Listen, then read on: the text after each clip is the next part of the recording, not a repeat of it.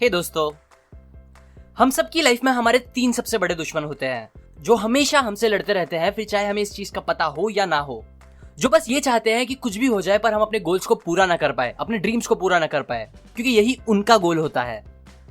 अब जो इंसान इन 3 दुश्मनों से हार जाता है या उनके सामने सरेंडर कर देता है, वो अनफॉर्चुनेटली कभी अपनी लाइफ में कुछ बड़ा नहीं कर पाता। पर जो इंसान उनसे लड़के उन्हें हराता है, वही इंसान कामयाब होता है, और वही इंसान होता है जिसे फिर पूरी दुनिया एडमायर भी करती है। सो अब सवाल ये आता है कि ये 3 दुश्मन आखिर है कौन। तीनों में से सबसे पहला और सबसे बड़ा दुश्मन जो होता है उसका नाम है फियर, मतलब डर। दूसरे का नाम है इनडिसीजन और तीसरा है डाउट। ये तीनों एनिमीज हमारे लिए बहुत डेंजरस होते हैं 2 रीजंस की वजह से। पहला, बिकॉज ये एक दूसरे से बहुत ज्यादा कनेक्टेड है, जिसकी वजह से एक दूसरे को और ज्यादा ग्रो करने में मदद करते हैं और इंसान को एक डाउनवर्ड स्पाइरल में फंसा देते हैं, जिससे वो आदमी नीचे और नीचे गिरता जाता है। मतलब जो सबसे बड़ा एनिमी होता है फियर, वो एक इंसान की लाइफ में इनडिसीजंस लाना स्टार्ट करता है। मीनिंग कोई एक सॉलिड स्पेसिफिक डिसीजन लेने नहीं देता और ना ही उस पर स्टिक रहकर उस पर काम करने देता है। और फिर ये जो इनडिसीजंस होते हैं वो ग्रो करते हैं डाउट को। जब एक इंसान अच्छे से डिसीजंस नहीं ले पाता तो फिर उसके दिमाग में अपने ऊपर डाउट आने लगते हैं, जो फिर उसे और डराने लगते हैं, और ऐसे ही कई बार ये साइकिल रिपीट हो सकता है। अब आते हैं दूसरे रीजन पे।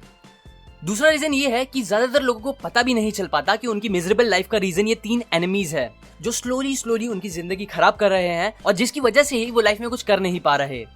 सो इसीलिए बिकॉज ऑफ दिस रीजंस ये बहुत जरूरी हो जाता है कि हम इन एनिमीज को जल्द से जल्द खत्म करें। अब किसी भी एनिमी को हराने के लिए सबसे पहली बात, आपको उस एनिमी के बारे में अच्छे से पता होना चाहिए, क्योंकि जब तक आपको अपने दुश्मनों के बारे में अच्छे से पता ही नहीं होगा तब तक आपका उन्हें हराने के चांसेस भी बहुत कम है। एग्जाम्पल, एक डॉक्टर को भी जब तक ये नहीं पता चलता कि पेशेंट की बीमारी क्या है, तब तक उसका उस बीमारी को ट्रीट करना भी पॉसिबल नहीं हो पाता, फिर चाहे वो डॉक्टर एक्सपर्ट ही क्यों ना हो। इसीलिए आज मैं आप लोगों को फियर के बारे में अच्छे से बताऊंगा, वो क्यों होते हैं, उसके कॉजेस, उसके सिम्टम्स, जिससे आपको पता चल पाएगा कि कहीं कोई फियर आपके अंदर भी तो नहीं बैठा है छुप के। क्योंकि बहुत बार लोगों को पता तक नहीं चल पाता कि डीप इनसाइड उनके अंदर ये फियर है। और फिर एकदम लास्ट में मैं बताऊंगा कि कैसे हम इन फियर्स को खत्म कर सकते हैं। वैसे तो हर इंसान के अंदर बहुत से अलग अलग फियर्स होते हैं, लेकिन ऑथर बताते हैं हमारे 6 सबसे कॉमन और सबसे बड़े फियर्स के बारे में, जिनसे हमें सबसे ज्यादा बचना चाहिए, क्योंकि इन्हीं में से एक या इनके कॉम्बिनेशन का सबसे ज्यादा हाथ होता है मोस्टली लोगों की लाइफ खराब करने में। सो मैं इसीलिए चाहूंगा कि आप भी सच्चे दिल से नीचे कमेंट करके बताएं कि आपको इन 6 में से कौन सा फियर सबसे ज्यादा अपने अंदर दिखता है। ये चीज आपके लिए हेल्पफुल होगी। So now let's begin. Number 1, the fear of poverty. पैसा आज भी दुनिया की सबसे पावरफुल चीज है जो हमारी लाइफ के हर एस्पेक्ट से कनेक्टेड है, फिर चाहे आप इस बात को पसंद करो या ना करो। आज एक नॉर्मल इंसान को अपनी हर बेसिक नेसेसिटी को पूरा करने के लिए पैसों की जरूरत पड़ती ही है। जिसके पास पैसे है उसकी इज्जत है, उसके पास पावर है, जिससे वो पॉलिटिक्स और पूरी दुनिया को भी डोमिनेट कर सकता है। और तो और जिसके पास पैसे होते हैं वो इस लाइफ की सबसे वैल्यूएबल चीज को, जो है हमारा टाइम, उसको जैसे चाहे वैसे यूज कर सकता है बिना फिक्र के। लेकिन दूसरी तरफ जिसके पास पैसे नहीं होते उसकी लोग इतनी इज्जत नहीं करते, वो एकदम अच्छा खाना, अच्छे कपड़े और अच्छा घर नहीं ले सकता, और उसके पास कुछ ज्यादा करने का टाइम भी नहीं बचता, जिससे उसकी पर्सनल लाइफ भी एकदम खराब रहती है। और ऐसी हजारों रीजंस की वजह से पैसे ना होने का डर सबसे डिस्ट्रक्टिव फियर है, जिसकी वजह से ये ऑथर ने इसे नंबर 1 पे रखा है। और यहाँ सबसे बुरी बात तो ये है कि पैसे ना होने का डर ही फिर लोगों को पैसे कमाने भी नहीं देता। एग्जाम्पल, सबको पता है कि बिजनेस में पैसे है, बिजनेस ग्रेट है, लेकिन बहुत कम लोग ही हिम्मत करके बिजनेस स्टार्ट कर पाते हैं, क्योंकि ये फियर ऑफ पॉवर्टी उन्हें डराता रहता है अंदर से कि कहीं बिजनेस नहीं चला तो पैसे डूब जाएंगे, मैं गरीब हो जाऊंगा। और इसीलिए ही वो लोग सेफ खेलना पसंद करते हैं जॉब करके, जो मोस्टली उनके लिए अच्छा नहीं होता।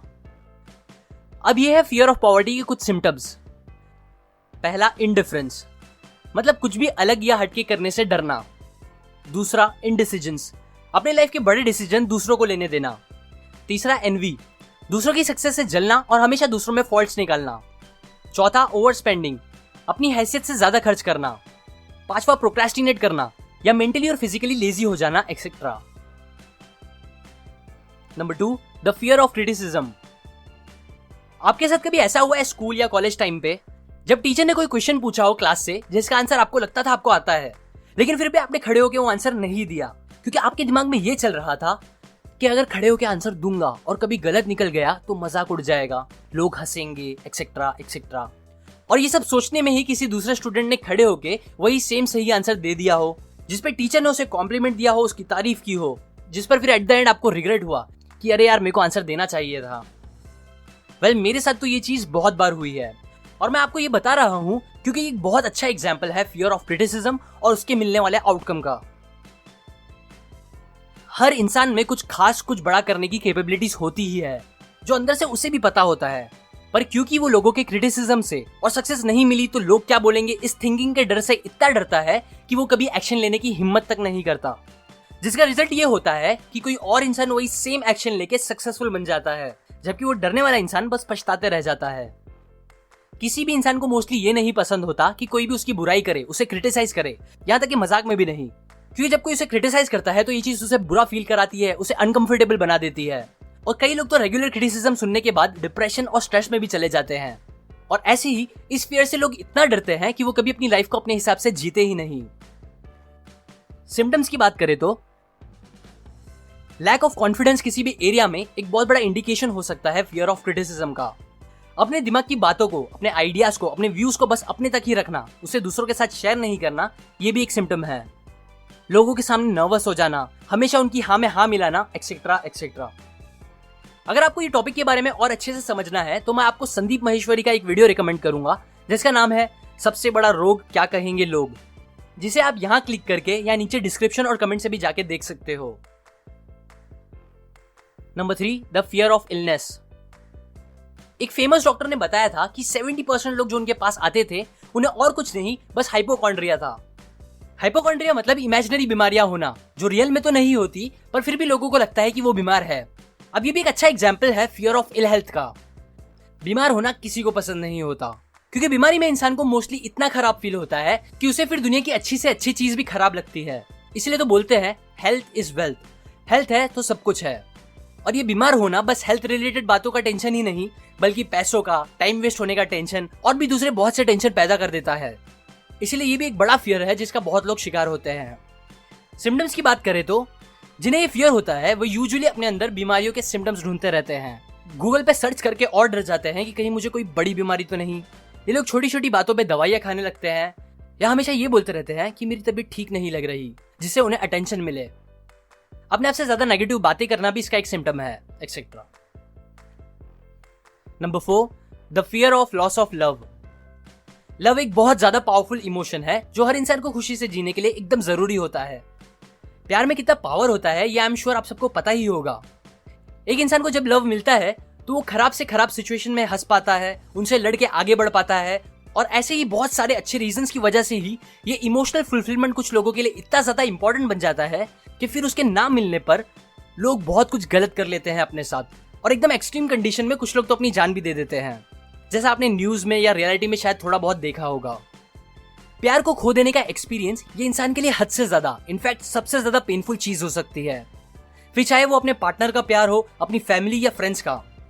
इस फियर को सारे फियर्स में से सबसे ज्यादा पेनफुल माना जाता है, जिसमें इंसान अपने ब्रेन और बॉडी पर कंट्रोल तक नहीं कर पाता। इसीलिए ये फियर भी लोगों की लाइफ में बहुत प्रॉब्लम्स क्रिएट कर सकता है। अब जो लोगों को ये फियर होता है उनके सिम्टम्स कुछ ये है: जल्दी जेलस हो जाना, हर किसी पर शक करना, अपने पार्टनर पर शक करना बिना कोई बड़े रीजन के, अपने फ्रेंड्स पर या किसी पर भी भरोसा नहीं करना, ज्यादा खर्च करना, अपने इमोशंस कंट्रोल नहीं कर पाना, etcetera. Number 5, the fear of old age.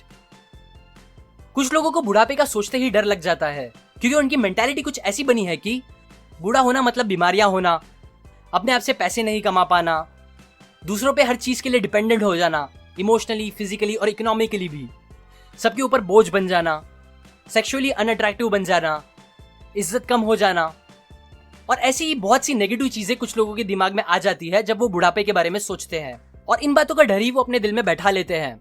Usually यही लोग होते हैं जो प्रे भी करते हैं कि ऊपर वाला उन्हें बूढ़ा होने से पहले ही अपने पास बुला ले। अब आते हैं सिम्टम्स पे। अपनी एज से छोटे लोगों के स्टाइल के कपड़े पहनना, नैरो माइंडेड हो जाना, स्लो हो जाना अपनी लाइफ में, दूसरों से छोटा फील करना, फॉल्सली बिलीव करना कि वो लोगों से कम होते जा रहे हैं एज की वजह से, ग्रैटिट्यूड के बजाय बुरा फील करना अपने लिए, ये सोचना कि जिंदगी का अच्छा वक्त खत्म हो गया है, etcetera etcetera. Number 6, the fear of death. कुछ ऑब्वियस रीजंस की वजह से इस फियर को बहुत से लोग सबसे क्रूअल फियर मानते हैं किसी को भी एग्जैक्टली नहीं पता कि मरने के टाइम उन्हें कितना दर्द होगा या मरने के बाद एग्जैक्टली उनके साथ क्या क्या चीज होने वाली है। और ऐसे ही और भी बहुत सी चीजों का ना पता होना बहुत डर पैदा कर देता है कुछ लोगों में। पहले जमाने में ये डर बहुत ज्यादा होता था, बट अब धीरे धीरे ये डर लोगों का कम होने लगा है। इस डर का होना एक तरह से अच्छा भी है, क्योंकि बहुत से लोग ये सोच के कुछ गलत और बुरे काम नहीं करते कि उन्हें एक दिन दुनिया से जाना है, और अगर वो कुछ बुरा करके जाएंगे तो उनके साथ भी बाद में बहुत कुछ बुरा हो सकता है। सिम्टम्स की बात करें तो बहुत बार फियर ऑफ इल हेल्थ भी इस फियर से रिलेटेड हो सकता है, इसीलिए उसके सिम्टम्स भी इसके सिम्टम्स हो सकते हैं। दूसरे कुछ अलग सिम्टम्स ये है कि मौत का सोच के डरते रहना हमेशा, इंस्टेड ऑफ अपनी जिंदगी को खुशी से जीने के। ये सोच के परेशान होना कि मेरे मरने के बाद मेरे खास लोगों का क्या होगा, एक्सेट्रा। अब इन सारे फियर्स की मेन प्रॉब्लम ये है कि वो लोगों का मोस्टली कुछ अच्छा नहीं करते, बल्कि ये फियर्स लोगों को पैरालाइज कर देते हैं, जिसकी वजह से वो एक्शंस नहीं ले पाते और कुछ अच्छे काम भी नहीं कर पाते अपने लिए ना दूसरों के लिए। इसलिए ये बहुत जरूरी है कि हमें इन फियर्स से डील करना है। एक और इम्पोर्टेंट बात, ये फियर्स हमारे अंदर वरी, स्ट्रेस, डिप्रेशन पैदा करता है, जो सच में हम सबके लिए बहुत खतरनाक होता है। अगर आप लोगों को इनमें से कोई भी फियर्स का थोड़ा सा भी डर या वरी है, तो आप मेरा ये वीडियो जरूर देखो, जो कि मेरे हिसाब से one of my best video है, जिसका नाम है how to stop worrying and start living, जिसमें मैंने प्रैक्टिकल स्टेप्स बताए हैं जो आप फॉलो कर सकते हो और किसी भी फियर और वरी को एकदम खत्म कर सकते हो। इसमें मैंने कुछ अच्छी स्टोरीज भी शेयर करी है जो बहुत इंस्पायरिंग है, इसलिए आप ये वीडियो जरूर देखो, यहाँ क्लिक करके, या अगेन जिसकी लिंक मैंने डिस्क्रिप्शन और कमेंट में भी दी है। ये बातें मैंने आपको थिंक एंड ग्रो रिच इस बुक से बताई है, जो कि one of my favourite book है। अगर आपको इस बुक को खरीदना है तो आप डिस्क्रिप्शन में जाके खरीद सकते हो, मैंने लिंक वहां दी है। और अगर आप मुझसे कांटेक्ट करना चाहते हो तो आप मेरा फेसबुक और इंस्टाग्राम पेज जरूर लाइक करो, वहां मैं थोड़ा एक्टिव रहता हूँ और काफी अपडेट्स भी डालता रहता हूँ। अभी के लिए अगर आप मेरी वीडियोस को कभी मिस नहीं करना चाहते तो आप सब्सक्राइब करने के बाद बेल आइकन पे जरूर क्लिक करें, जिससे जब भी मैं एक न्यू वीडियो अपलोड करूंगा आपको उसका नोटिफिकेशन आ जाएगा। अप टू एंड लाइक करें अगर आपको ये बातें काम की लगी, कमेंट करके बताएं आपको कौन सा फियर सबसे ज्यादा परेशान करता है, सब्सक्राइब करें, मैं और ऐसी काम की बातें आपके साथ शेयर करता रहूंगा। And finally, thanks for watching.